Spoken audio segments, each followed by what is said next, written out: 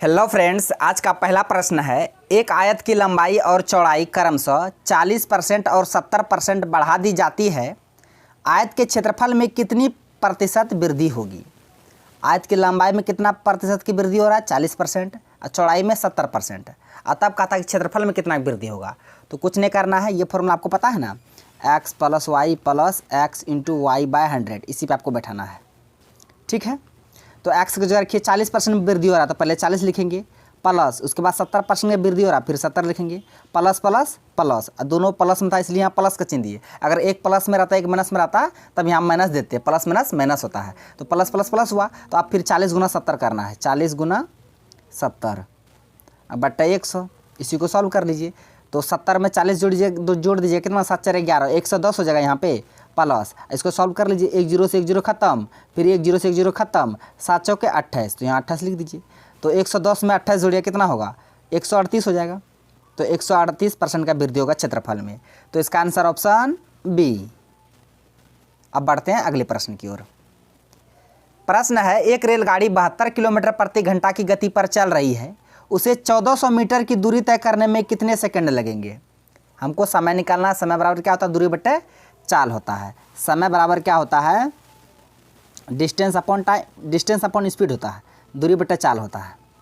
ये तो आपको ही पता होगा, आपको भी पता होगा। बराबर दूरी कितना है? 1400 मीटर। देखिए दूरी मीटर में है और चाल किस में है? 72 किलोमीटर पर आवर में है और दूरी मीटर में है। तो चाल को भी मीटर पर सेकंड में बदलिए। तो चाल को यानी किलोमीटर पर आवर को मीटर पर सेकंड में बदलने के लिए क्या करना पड़ता है? 5/18 से गुना करना पड़ता है, ये तो पते हैं। और जब चाल मीटर पर सेकंड में रहेगा उसको किलोमीटर पर आवर में बदलना है तो 18/5 से गुना करते हैं। तो इसको सॉल्व कर दीजिए। 18 से 72 कितना बार? 4 बार में, 18 × 72। उसके बाद 5 से काट दीजिए इसको, कितना? 5 दूना 10, 4 5 8 40, 0 280 बार में। और फिर ये 4 से 280 कितना बार में काट जाएगा? 70 बार में। तो समय बराबर कितना आ जाएगा? 70 सेकेंड। कितना आएगा? 70 सेकेंड। 70 सेकेंड, या मिनट में नहीं बोला गया, 70 सेकेंड। इसका आंसर ऑप्शन सी। नेक्स्ट है, मेज का विक्रय मूल्य 2808 है रुपया। यदि लाभ प्रतिशत 17% है तो मेज का क्रय मूल्य कितना है? आपको सीपी निकालना है। ठीक है, सीपी बराबर होता है एसपी कितना है? 2808। 17% का लाभ हो रहा है, 2808 में बेचेगा ना तो 17% का लाभ हो रहा है। कोई भी चीज़ अपने आप में 100% होता है। 17% लाभ का मतलब क्या हुआ? ये किसका वैल्यू है? तो 117 हो जाएगा ना। 17% लाभ का मतलब क्या है? 117, 100 में 17 जुड़ जाएगा, गुना 100। इसी को सॉल्व कर लीजिए। तो कितना बार में कटेगा? इसको काटिएगा तो ये 24 बार में कटेगा। कितना बार में? 24 बार में। तो यहाँ 24 गुना 100 कितना हो जाएगा? 2400। तो सीपी कितना हो जाएगा? 2400 रुपया। Option D. आसान था। अब बढ़ते हैं अगले प्रश्न की ओर। प्रश्न है, एक अर्धवृत्त का क्षेत्रफल 1925 वर्ग सेंटीमीटर है, तो इसके परिमाप की गणना कीजिए। अर्धवृत्त है, अर्धवृत्त का क्षेत्रफल कितना होता है? तो पहले वृत्त का क्षेत्रफल बोलिए, πr² होता है वृत्त का क्षेत्रफल। अर्धवृत्त का क्षेत्रफल कितना होता है? वृत्त का क्षेत्रफल πr², लेकिन अर्धवृत्त पूछेगा तो πr²/2 हो जाएगा। इसी का मान दिया है कितना? 1925। इसी को आपको सॉल्व करना है। वृत्त का क्षेत्रफल लिख देते हैं। वृत्त का क्षेत्रफल, वृत्त का क्षेत्रफल, वृत्त का क्षेत्रफल होता है πr², लेकिन अर्धवृत्त का क्षेत्रफल कितना होता है? अर्धवृत्त का क्षेत्रफल 1/2 πr² बोलिए, यानी तो πr² लिख दीजिए, इसी का आधा कर दीजिए, हो गया ये अर्धवृत्त का क्षेत्रफल। उसी तरह वृत्त का परिधि कितना होता है? सरकमफेरेंस ऑफ सर्कल, वृत्त का परिधि, वृत्त का परिधि होता है 2πr। वृत्त का परिधि 2πr, लेकिन अर्धवृत्त का परिधि कितना होता है? अर्धवृत्त का परिधि, ये सब फॉर्मूला याद रखिएगा आप लोग। अर्धवृत्त का परिधि एग्जाम सेंटर में जाएगा नहीं, सब फॉर्मूला भूल जाइएगा। तो अर्धवृत्त का परिधि क्या होता है? πr + 2r, πr + 2r, ये अर्धवृत्त का परिधि होता है। लेकिन वृत्त का परिधि होता है 2πr। इसमें वो नहीं कर दीजिएगा कि क्षेत्रफल में आधा किए तो यहाँ इसका भी आधा कर देंगे 2πr/2, तो वो अर्धवृत्त का परिधि हो जाएगा। नहीं, अर्धवृत्त का परिधि होता है πr + 2r। ये आया कहाँ से आपको बाद में बता देंगे। अब आइए प्रश्न में।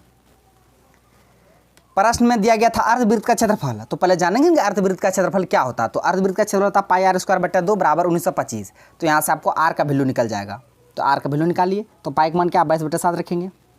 गुना आर स्क्वायर, ये 2 इधर भागा में उधर जाएगा तो गुना में हो जाएगा, 1925 गुना 2। अब देखिए फिर आर स्क्वायर इधर रह जाएगा, तो फिर 1925 गुना 2 तो रहबे करेगा, बट इधर भागा में मतलब भागा में 7 है, इधर जाएगा तो गुना में 7, इधर गुना में 22 है, इधर आएगा तो भागा में 22। अब इसको काट कूट कीजिए, यहीं कीजिएगा, दूसरा जगह ले लेते हैं, मतलब दूसरा पेज ले लेते हैं। आर स्क्वायर बराबर कितना था, 1925 गुना 2 गुना 7 था बट्टा 22 था। तो 2 से 22 11 बार में, 11 से 1925 कितना बार में, 11 कम 11 और 11 8, 11 कम 11 उधर 8 82 हो गया, 11 7 77 और 77 5 82, 11 5 55, 175 बार में 175 गुना 7 कीजिए, कितना आ जाएगा, आर स्क्वायर बराबर 175 गुना 7 कीजिएगा तो 7 5 35, 7 7 49 49 49, 3 9 3 12 2 5 7 कम 7 7 5 12, यानी 1225। तो आर स्क्वायर बराबर कितना आ गया, 1225। तो आर स्क्वायर बराबर 1225, तो स्क्वायर दे जाएगा तो रूट में, यानी कि आर स्क्वायर बराबर 1225 है, तो आर बराबर स्क्वायर दे जाएगा रूट में। 1225 किसका वर्ग होता है, पता है किसका वर्ग होता है 1225, तो 1225 होता है 35 का वर्ग, किसका 35, यानी कि 35 गुना 35 कीजिएगा तो 1225 आ जाएगा, तो 2 35 में 1 35 निकल जाएगा। तो आर का मान कितना निकल के आ गया, त्रिज्या कितना, रेडियस 35। जब त्रिज्या निकल कर आ गया तो प्रश्न में बोला गया है कि अर्धवृत्त का परिमाप, तो अभी तुरंत बताया अर्धवृत्त का परिधि कितना होता है, अर्धवृत्त का परिधि पाई आर प्लस 2r। तो अर्धवृत्त का परिधि निकालना है, अर्धवृत्त का परिधि, अर्धवृत्त का परिमाप कितना होता है, पाई आर प्लस 2r होता है।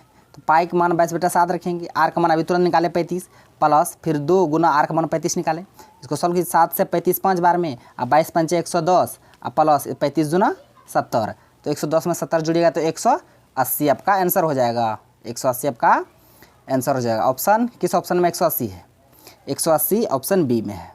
देखिए प्रश्न कितना छोटा है, अर्धवृत्त का क्षेत्रफल दिया तो 1925 और परिमाप कर रहा था, लेकिन देखिए बनाए तो कितना लंबा चौड़ा चले गया। ये तो फॉर्मूला आपको याद रहेगा तब ये बनेगा से प्रश्न, नहीं तो नहीं बनेगा, हम बता देते हैं आपको। तो फार्मूला भी बता दिए, इसको बनाते कैसे वो भी बता दिए। हाँ, तो अर्धवृत्त का क्षेत्रफल और अर्धवृत्त का क्षेत्रफल वृत्त का क्षेत्रफल, उसी तरह अर्धवृत्त का परिधि वृत्त का परिधि, चारों फार्मूला को आपको याद रखना है। अब बढ़ते हैं अगले प्रश्न की ओर।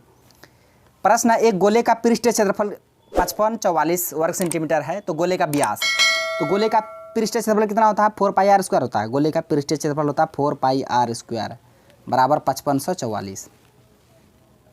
तो यहाँ 4 गुना 22/7 गुना आर स्क्वायर का मान यहाँ भी निकालना है बराबर 5544। अब काटापीटी कीजिए, काटापीटी कीजिए, किससे काटिएगा, 11 से काटिएगा तो 11 दूना 22, 11 5 55, 0 11 चौके 44।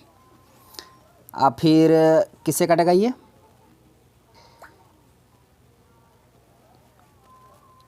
4 से कटेगा, 4 12 चौक 48 2, हाँ 4 से कट जाएगा, 4 से काटिएगा तो 12 चौक 48 2 24 है, 4 6 24, 126 बार में। और फिर ये 2 से 126 कितना बार में, 2 6 12 2 3 63 बार में, 63 बार में कटेगा।